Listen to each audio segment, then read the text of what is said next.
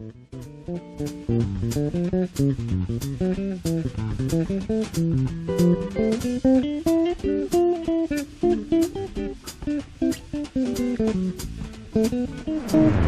next exercise I'd like to teach you is the spider.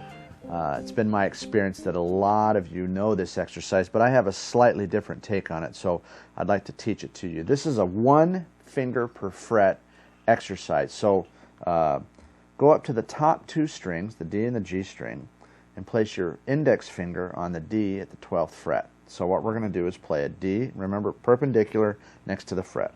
All right, we're going to play a D and an A.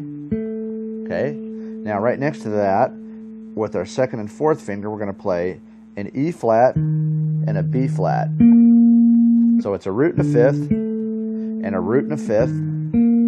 Okay, then, so we have 1st finger, 2nd finger. Now we're going to put our 3rd finger here on the D string and play an E, and now we're going to move our 1st finger and play a G, which is a minor 3rd. Now I'm going to move my 4th finger here on the F and play an F, and now my 2nd finger is going to move here to the G string and play an A flat.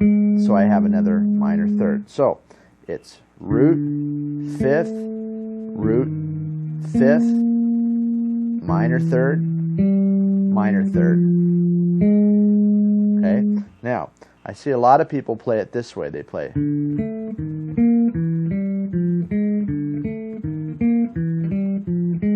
And you can really jack it up speed-wise, which is cool. But like the supportive fingering drill, I like to add just a little more to it to teach our hands to stay down for the maximum amount of time, so we get the maximum amount out of each and every note. Now, it's easy to let up with pressure, but it's hard to teach the fingers to lay down. So I want to, rather than doing this short, see how I'm doing this, and I let up, now I wind up letting this finger up early. So rather than that, there's nothing wrong with that, but let's do it this way. And then I hang on to that note and let it ring. Now I set the 2nd finger down, so now I have that tritone ringing. Okay? Check it out.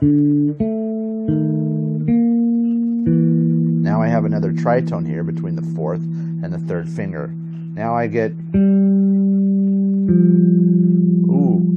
now I get a minor 2nd. So I get the maximum amount of ringage, so to speak, out of this exercise. My hands are staying down as long as possible. So I get root, 5th, there's my tritone, there's the capper right there. I got that 1st finger staying down and that 4th finger staying down. This is the sound that I want. I'll play it for you slowly.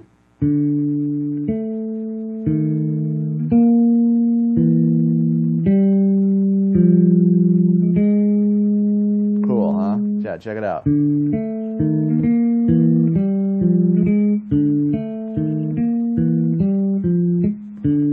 Yeah, that sucked.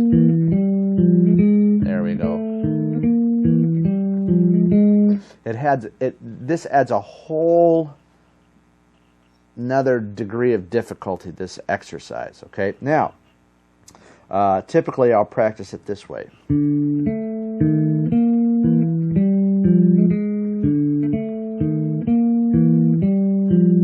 Then I'll move it down.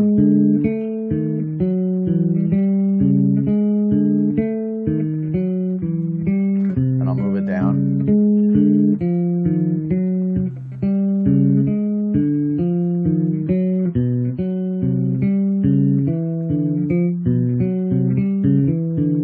And then at that point, I'll go down to the A and D string.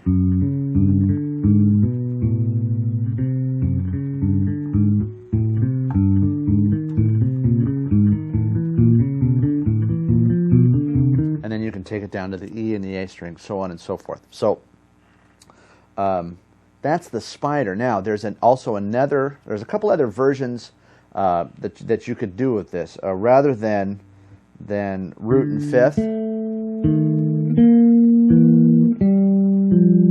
Love that minor second. Okay, you could do this with octaves. Ooh,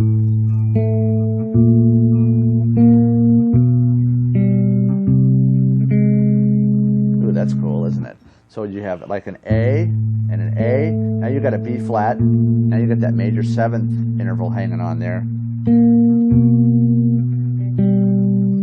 Now you got a fifth from the index finger to the fourth. That's a little hazardous. Be real careful with that one. You can stretch and hurt some things. So. And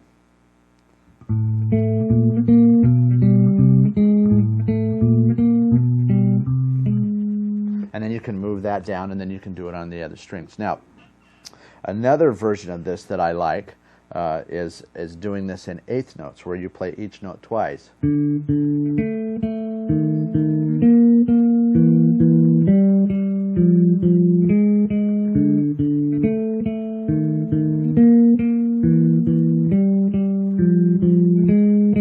But the left hand is still the same. We want to hang on to that and get the maximum amount of length out of each possible note. So that one.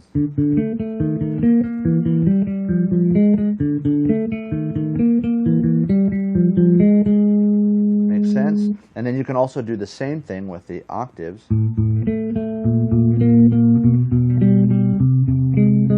fact, that's an excellent string crossing exercise right there.